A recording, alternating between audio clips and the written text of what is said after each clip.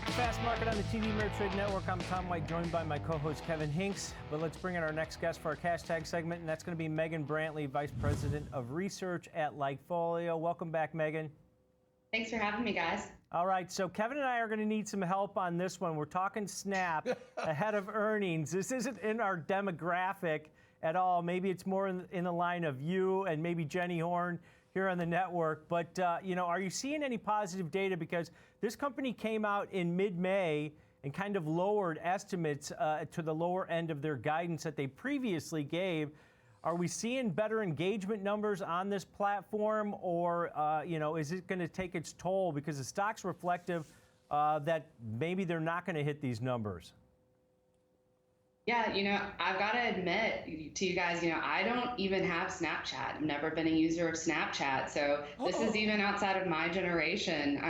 So a little bit out of my element here as well. But luckily, we're able to listen to members or mentions from consumers across the board who are talking about different social media platforms that they're using and that they're engaging with. And, as you mentioned, it's been a pretty bleak picture, or at least macro environment for Snapchat, especially this year. We've got, weakened advertising forecasts. You have, privacy updates from Apple that limit Snapchat's abilities and other platforms' abilities to target users. I call this the creep factor. And then you've also got, new up-and-coming social platforms in the likes of TikTok that are starting to steal some eyeballs. So whenever we look at this, you can see kind of some of the other major players in the social field on this outlier grid. And you can see TikTok is up in the upper right corner. I don't think that this is shocking or news to anyone, but you can also see that Snapchat is actually, comparatively doing pretty well, at least on this view. We see overall user engagement mentions, those that purchase intent, that's how that translates for social media companies like this. And we see that up about 17% year over year, right in line with Instagram, and definitely outperforming Facebook. So typically, we've seen a serious slowdown in growth for Snapchat, and I think that that's definitely reflected in the share price, as you mentioned. However, near term, we're starting to see some signs of positive traction. We're starting to see signs that Snapchat is providing a value to its user base, and those users starting to become more engaged, especially over the last quarter. Megan, it looks like Snapchat, in terms of your purchase versus sentiment, is pretty, we like the top right corner. And Yes.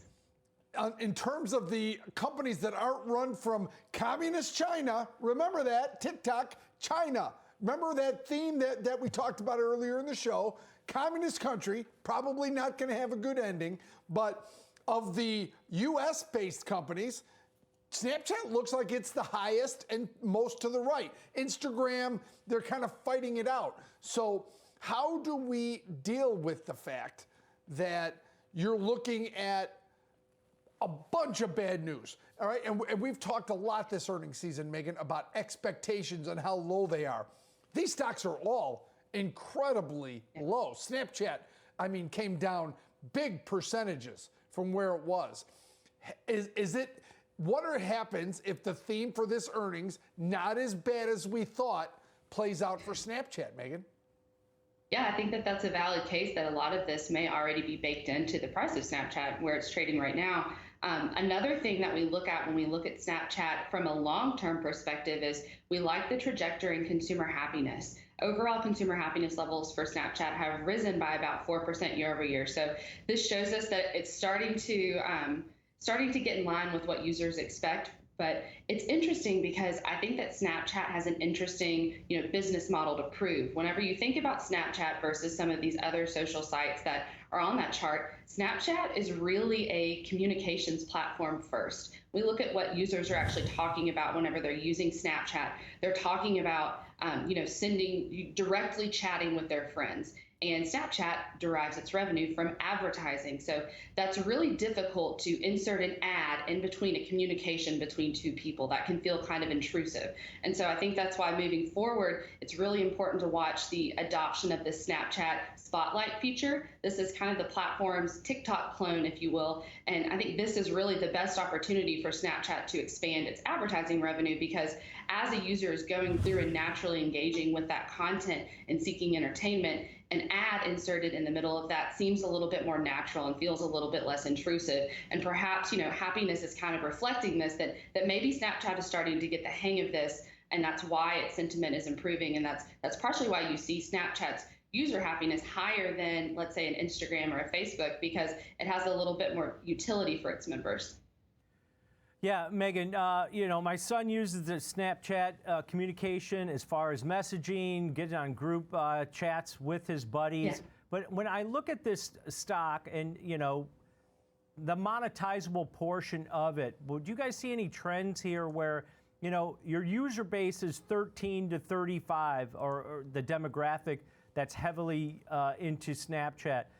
The monetization of those users is probably pretty low due to the fact that that's not where the meat of the money is made in that type of demographic. Does that have any influence over some of the data that you see? I think that that's definitely a valid, thing to consider whenever you're looking at Snapchat, is that its audience does tend to skew a bit younger. I do think that it's also interesting to see, its platform kind of age a bit, if you will. I think it's interesting that we just see now Snapchat's launching a subscription service, this Snapchat Plus, and one of the features of early access is some type of desktop usage mention. I think that that's interesting to see as these Snapchat users who started out as teens are now, entering the workforce. Is Snapchat trying to, recreate what Zoom has? Or are we about to have Snapchat meetings instead of Zoom meetings? I think that's really, really early. Obviously, that's just an example, but it is interesting to see, and that's certainly something that we'll be watching for, is as Snapchat, these original adopters, get older, are they continuing usage, and what are they using? And so far for us, we are seeing some continued uses, especially in the sense of, that direct messaging. So if Snapchat can get users, who are already using it for its direct messaging to use it for other services as well and kind of build that ecosystem, I think that's really promising long term, but it's definitely something we'll have to wait and see. I think it's way too early to tell that right now. Now going into earnings, do you guys have a score on the stock? It seems like it's moving up higher today in today's session, but still down, as I mentioned, over 65% so far this year. Do you have a score on this one? Yeah, so heading into earnings for this one, our score for Snapchat is 34. So we're cautiously bullish, but we do see signs of improvement in terms of user engagement, and we really like that bump up, that 4% bump up in happiness heading into this earnings event. So we think that, the bar is low, and so potentially, as Kevin mentioned, maybe some news that's not great but not as bad as expected may be well received. All right, great stuff. As always, Megan, appreciate the look here at Snapchat. Have a great day. Thanks for having me, guys. You too.